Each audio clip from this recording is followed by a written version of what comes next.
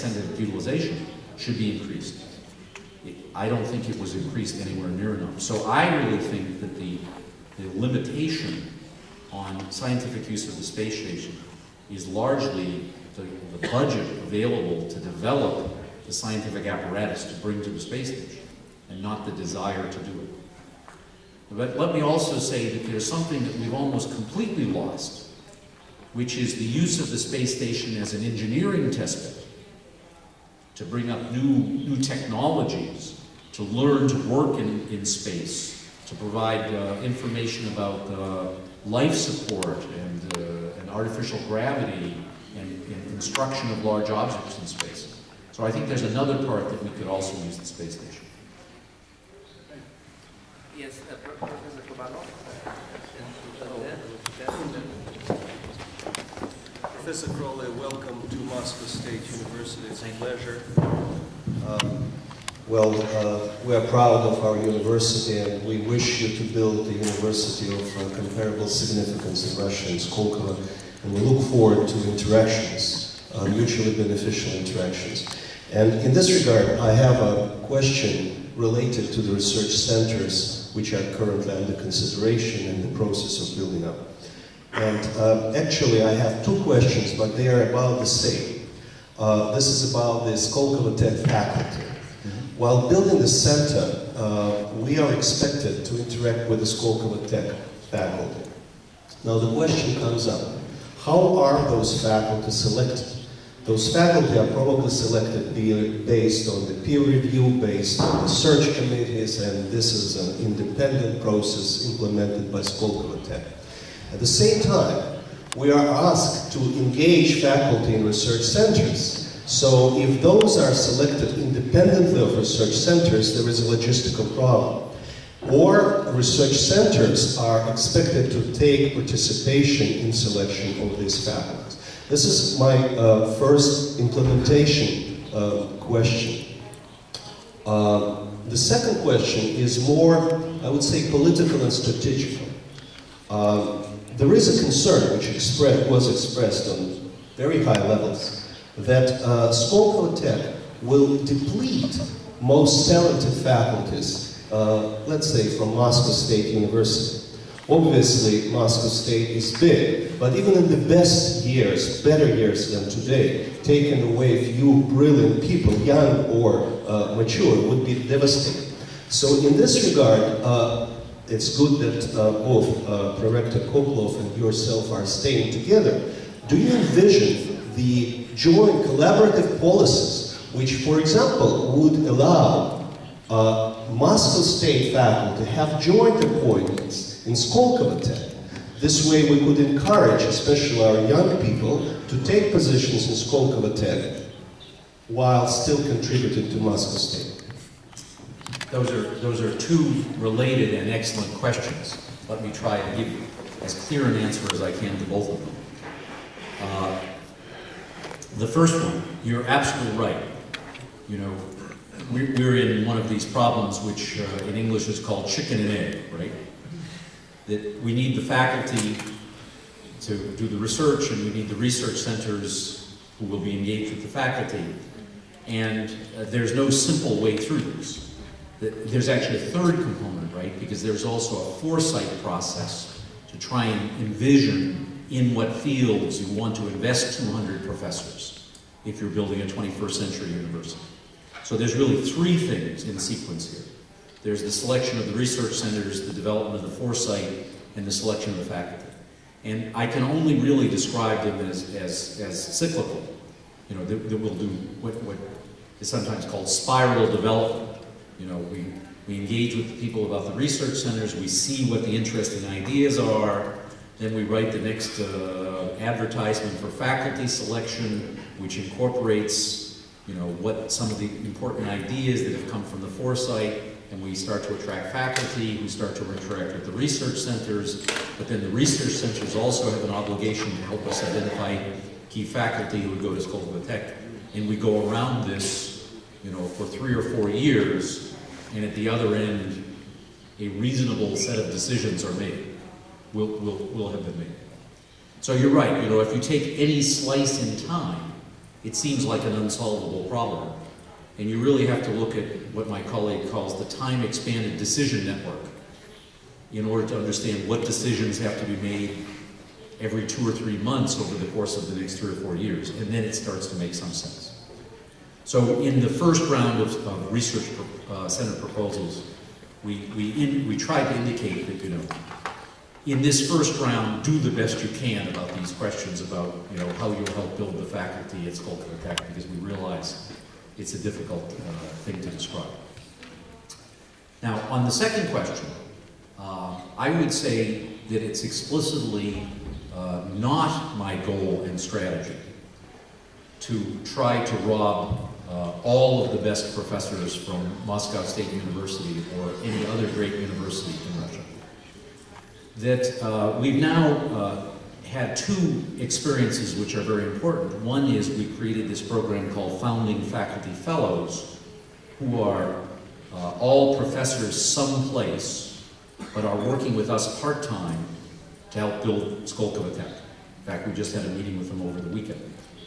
And it was great. It was like a regular faculty member meeting. Everybody argued. Nobody had the same opinion, you know, typical faculty meeting. I'm sure that at Moscow State, everybody agrees amongst the faculty on important questions. So we built this group, this cadre of founding faculty fellows.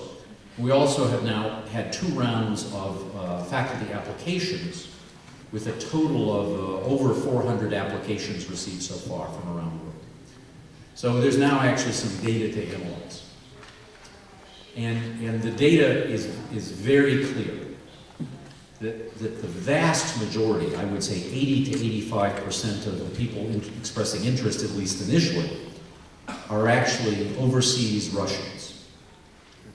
They're Russians who have been born in Russia, partially educated or completely educated in Russia, have gone and been successful in Cambridge or Caltech, and enough of them are of high quality who have a sincere interest in coming back and helping build and strengthen Russia, that I think this will be a very important source of fact.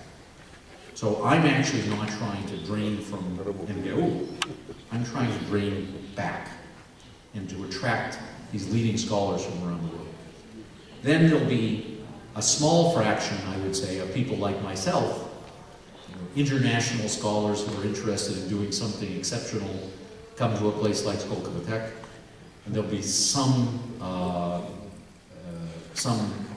from MGU, FISTEC, you know, who choose to go and work with us. Now, on the second half of your second question, I would say that we intend, especially in the beginning, to think rather flexibly about appointments. You know, I actually study utility theory and know that all utility curves are concave downward, right? Which is to say that after some point there's diminishing return of continued investment. And the way Roger Kornberg, the Nobel laureate who's the chair of the Scientific Advisory Committee of the Foundation, said this to me. He said, you know, Ed, I spend 9 months a year at Stanford. And I do almost as much at Stanford in 9 months as I could at 12 months. Right? Especially because of Skype and, you know, emails. And I spend 3 months a year at the Weizmann Institute in Israel. And I do far more at the Weizmann Institute than I could if I never went there. Right? So in terms of his investment, 9 months at Stanford and 3 months at Weizmann produces far more benefit than 12 months at Stanford.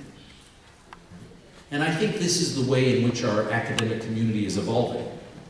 You know, I'm simultaneously a professor at MIT, at MAI, at Kosmическая, and at Tsinghua. Right? We're becoming mobile in this way.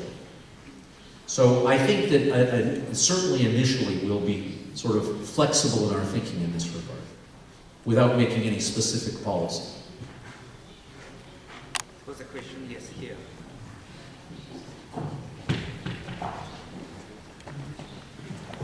Professor Crowley, thank you for listening to the lecture and presentation of the result of NASA research. And I have a fundamental question about the real reason for governments, for humankind to landed on the Mars surface. So, I mean that there are a lot of problems on the Earth: terrorism, economic problems, crisis, and something like this. So, and is it good idea to spend a lot of money, dozens of billions, on this great, really great program to land it on the Mars, or it's better to spend this money to decide the problem on the Earth? What do you think? What's the right thing to do? Well, this would be the question that the president would ask. So maybe you'll be the president.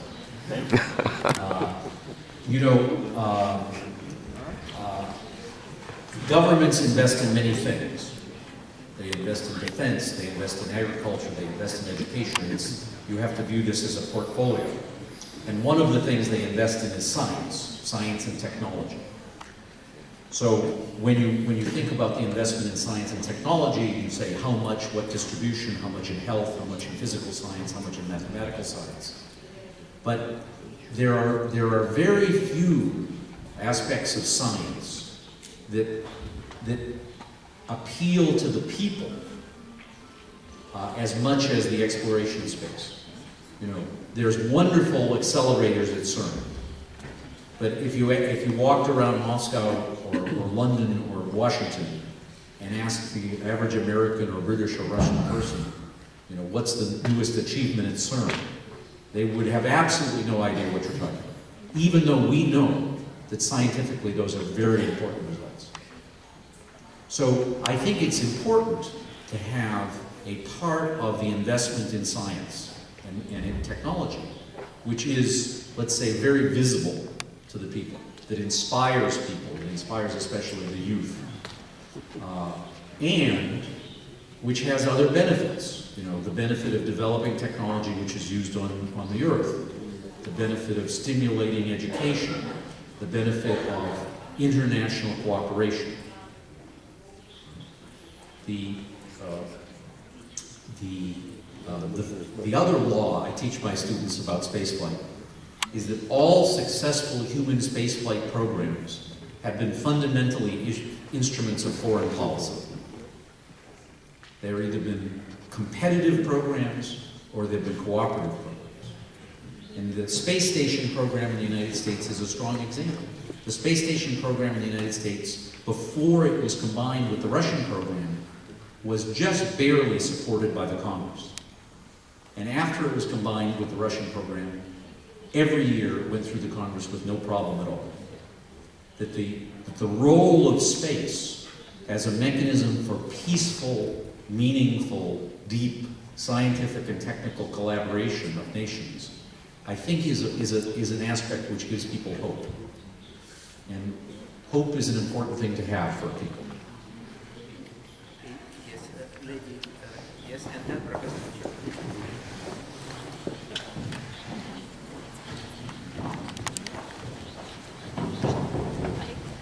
Благодарю вас за очень интересное сообщение. Можно по-русски, да?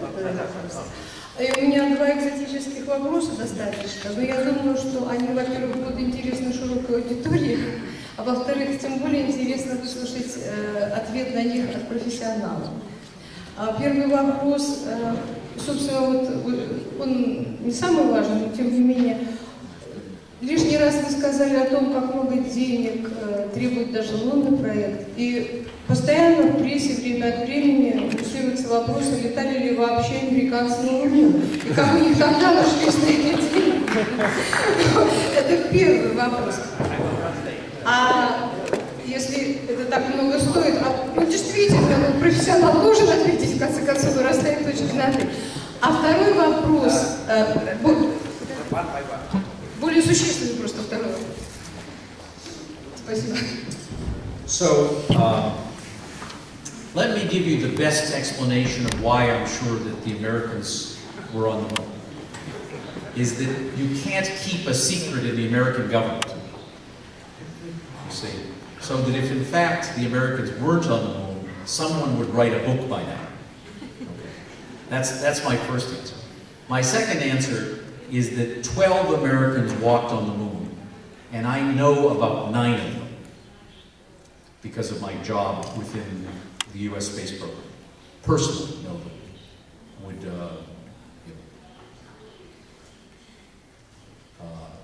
any moment, one of them might call on my cell phone, good friends.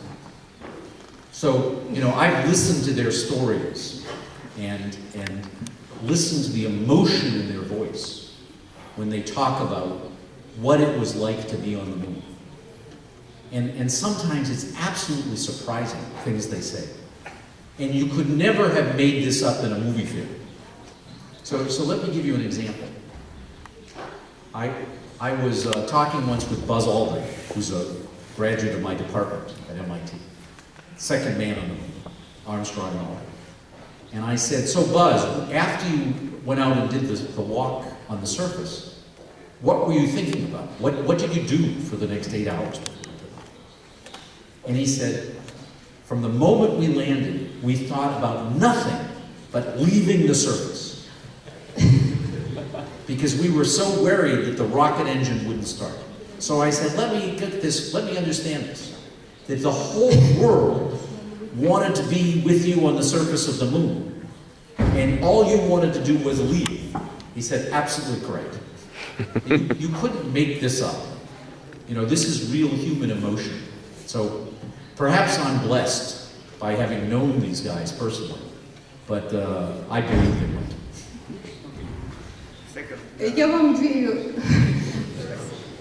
Один вопрос. Есть другой. Да. Верю, благодарю вас за компетентное такое заключение. Это очень хотелось услышать. Вот. И второй вопрос, собственно, вот по поводу исследований будущих программ.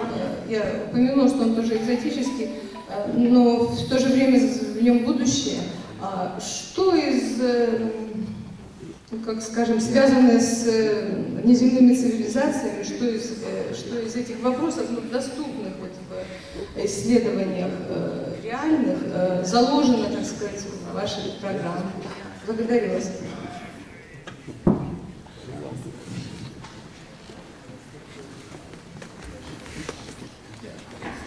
Okay.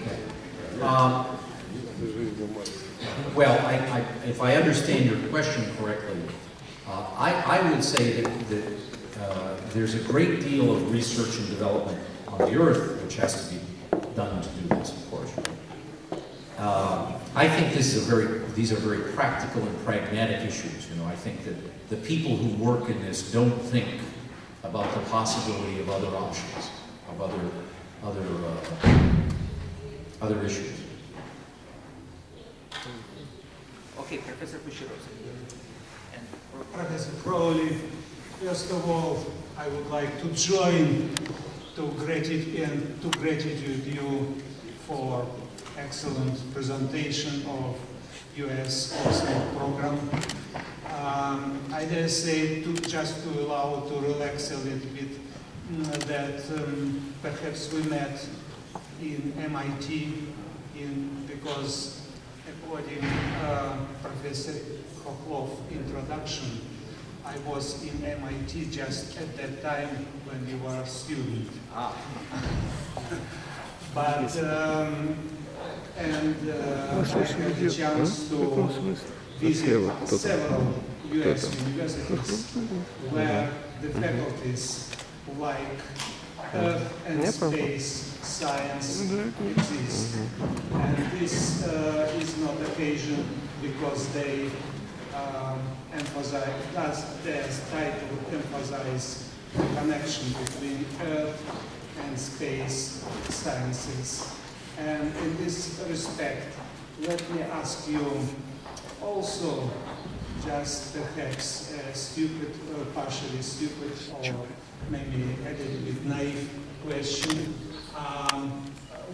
Is in cosmic program of US, even in the far future, consider the problem of mineral resources and exploitation of mineral resources of cosmic objects. Thank you.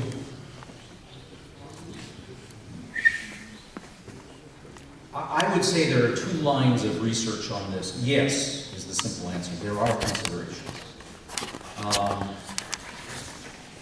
One of the advantages of going to Mars is that there are reasonably abundant gases and liquids, right?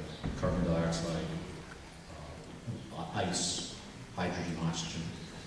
So that from not minerals, but from resources that are present, gaseous and liquid resources, or maybe solid ice, there are the components of both gases for human support, life support, and propulsion. So I'd say from the perspective of utilizing resources, it's an important issue. But the primary focus is not on mineral resources, which require, in general, much more energy-intensive processing, but instead just extracting things from the top surface where the water is, even on the moon potentially, right? And from the atmospheric gases. The other idea which I mentioned, which is just starting to, people are just starting to realize, is this choice of, this possibility of using the asteroids as sources of mineral resources. Because there, as you know, there are several classes of asteroids, and in some of them, there's the likelihood, based on meteorite analysis, for example, that there's significant metal contents and so forth. And the advantage of the asteroids, as I mentioned, is that they're not in a gravity well. You know, they're at a fairly free electron level. You know, that they're relatively easy to grab. So I think that actually in the next 10 or 20 years we'll see a number of probes and potentially human flight to asteroids that will do sample analysis and sample return in order to build up a better understanding of the materials that are available at asteroids and whether it's worth using either in space or bringing back to Earth. So I would predict that the emphasis on materials from beyond Earth will shift towards the asteroids rather than planetary surfaces. Because it's just so hard to get the materials off of the planetary surface, other than Earth. Okay, I see that there is a lot of questions, but the time of Professor Crowley is limited. One question and we finish. Professor Sukhamlin, my question will be in Russian. Недавно на семинаре в Сколково мы обсуждали о возможности и целесообразности реализации совместных магистерских программ с университетом, который вы возглавляете. Этот вопрос обсуждался ли у ректора? Осталось ли у вас такое намерение? Если да, то когда мы приступим к работе? Thank you for the question.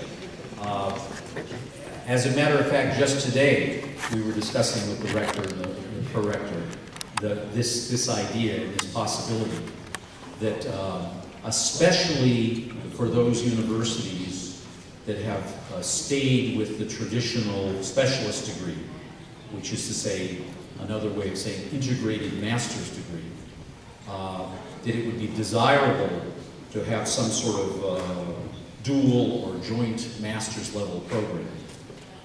And I think that this is a good idea, much more practical for universities in the Moscow area because of the sharing of people and students. And we've been invited by the rector today to develop such a proposal from the side of Skolkovo Tech and to come back and have discussions on that in the near future. So I would say, yes, we're moving in that direction. Okay, so time is limited. I think that we have heard an excellent lecture of Professor Crowley, very open and interesting answers to the questions. Let us thank Professor Crowley once more.